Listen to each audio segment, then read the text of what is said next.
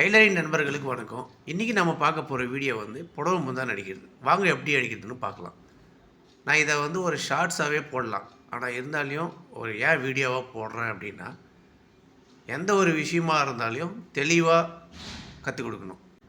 என்னால் இந்த வீடியோ வந்து ஷார்ட்ஸ் வீடியோவே பண்ணிவிட்டு ஈஸியாக என்னால் போயிட முடியும். ஆனால் ஏன் இதை நான் பெரிய வீடியோவாக பண்ணுறேன் அப்படின்னா, ஒரு விஷயத்தை நம்ம சொல்லிக் கொடுக்கும்போது அது ஃபுல்ஃபில்லாக எல்லோரும் கரெக்டாக போய் சேர்ந்துச்சா அப்படின்றதில் நான் எப்பவுமே வந்துட்டு தெளிவாக இருப்பேன். அது காரணம் என்னென்னா, ஷார்ட்ஸ் வீடியோவில் டைமிங் கம்மியாக இருக்குது அப்படின்றதுனால நம்ம அரைகுறையாக சொல்லி கொடுத்துட்டு நம்ம வீடியோ வந்துட்டு இன்னொரு டெய்லரிங் நண்பர், அதாவது இப்போ தான் கற்றுக்குறாங்க அந்த பிகினர்ஸ் எல்லாம் என்ன பண்ணுவாங்கன்னா, இவ்வளோதானா அப்படின்னு சொல்லிட்டு டக்குன்னு வரதை எப்படி தைச்சிட்டு போயிட்டாங்கன்னா, அதை நம்ம அவசரமாக பார்த்தா அந்த சின்ன வீடியோவில் எப்படி இருக்கோ இவ்வளோதானே சொல்லி தைச்சிட்டு போயிட்டோம் அப்படின்னா, எந்த ஒரு ஒர்க்குமே வந்து நம்மளுக்கு முழுமையடையாமல் தப்பாக தான் இருக்கும். அதை வந்து எப்பவுமே பண்ணாதீங்க. அதுக்கு நம்ம வீடியோவை முழுசாக பார்த்து நல்லா பக்காவாக தெரிஞ்சிட்டதுக்கப்புறமா தைச்சி நீங்களும் ஒரு நல்ல டெய்லர் ஆகலாம். அதுக்கான எல்லா முயற்சிக்கும் பொறுமை ரொம்ப முக்கியம். அதை வந்து மனசில் வச்சுக்கிட்டு நல்லபடியாக நம்ம தெளிவாக உஷாராக ஒரு கஸ்டமரோட ட்ரெஸ்ஸை தைக்கும்போது நம்மளும் கொஞ்சம் அக்கறை எடுத்து பண்ணுறது நல்ல விஷயம். ஸோ அந்த பாருங்கள், இதுக்காக ஒரு டூல் இருக்குது. அந்த டூல் வந்து வச்சியும் பண்ணலாம். ஆனால் நம்ம ஆரம்பத்தில் இப்போ தான் தைக்கிறோம் அப்படின்னா, ஸ்ட்ரெயிட்டாகவே நம்ம அந்த டூலை வச்சு தைச்சிட்டோம் அப்படின்னா, இது எப்படி தைக்கணுன்ற விஷயம் நம்மளுக்கு கடைசி வரைக்குமே தெரியாமல் போயிடும். அதை வந்து யாருமே பண்ண வேண்டாம்.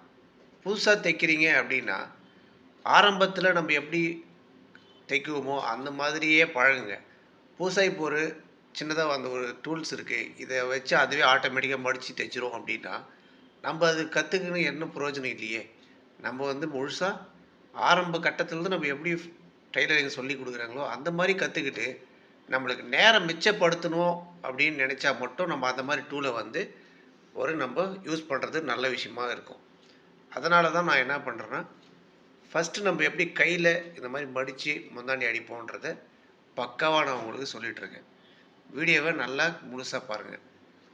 வீடியோ பிடிச்சிருந்தா லைக் பண்ணுங்கள், சப்ஸ்கிரைப் பண்ணுங்கள், பக்கத்தில் இருக்கிற பெல் ஐக்கன்லாம் கிளிக் பண்ணிக்கோங்க. அப்போ தான் நான் போடுற வீடியோக்கள் உங்களுக்கு உடனே கிடைக்கும். நீங்களும் நிறைய விஷயத்தை தெரிஞ்சுக்கலாம். இப்போ நம்ம வந்து ஒரு சைடு அடிச்சிட்டோம்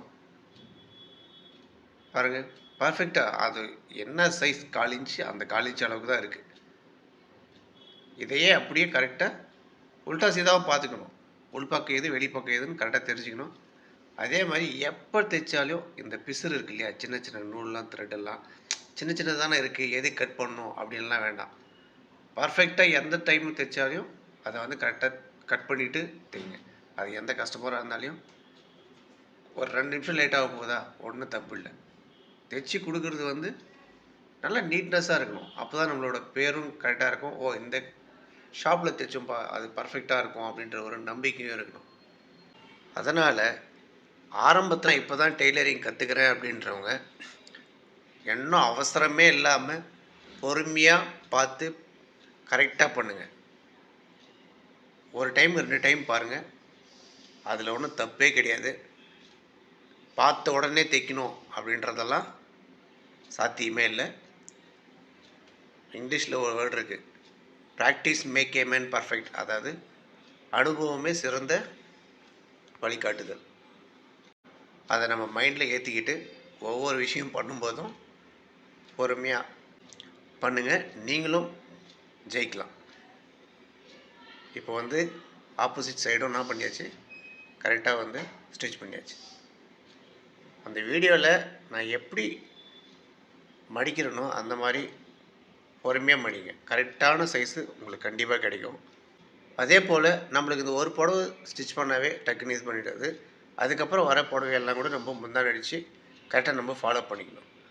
இந்த வீடியோ உங்களுக்கு பிடிச்சிருக்குன்னு நம்புகிறேன். மீண்டும் அடுத்த வீடியோ சந்திக்கிறேன். நன்றி.